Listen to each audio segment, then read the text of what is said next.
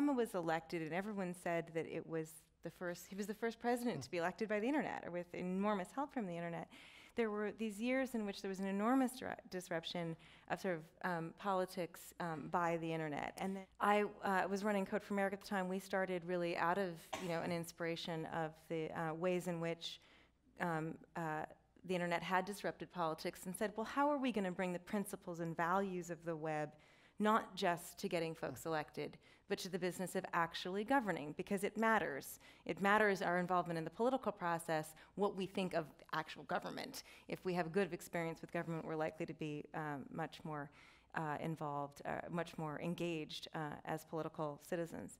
And so I was running Code for America at the time when Todd Park, who was the CTO, our second ever Chief Technology Officer of the United States, which is a big deal. This is something that our President Obama brought to his administration, a CIO and a CTO of the country, asked me to come and work on a program that he had started that was modeled after Code for America, the Presidential Innovation Fellows Program.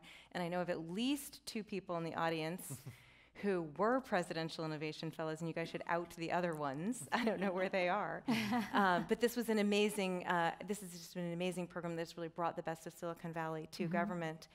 And I sort of reverse pitched Todd on the notion that we really need to bring not just folks into agencies to help with open data and create value for the American public, through data and the wide variety of sort of benefits that people have been seeing from this, but also really put more digital competency at the center of government and change fundamentally how we create the technology that mediates our interaction between governments, between government and citizens. And so much incredible has happened. I think we probably would not have been terribly successful if healthcare.gov hadn't failed. I'm sorry if that's a controversial statement. I'm not sure that was a price worth paying, but yes. Hey, it worked. Yes. And some of the people who made healthcare.gov work are in the room, Ryan Panchasadram being one of them. Hello.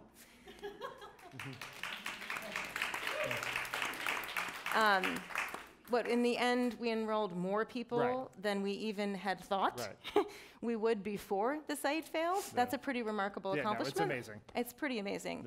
And I think partly because of that, the plans to create an internal group that we ended up calling the United States Digital Service were underway before healthcare.gov. That crisis, which turned into such an enormous opportunity, really gave us the air cover to say, nope, we have to take a fundamentally different approach to how we create technology that works for the American people.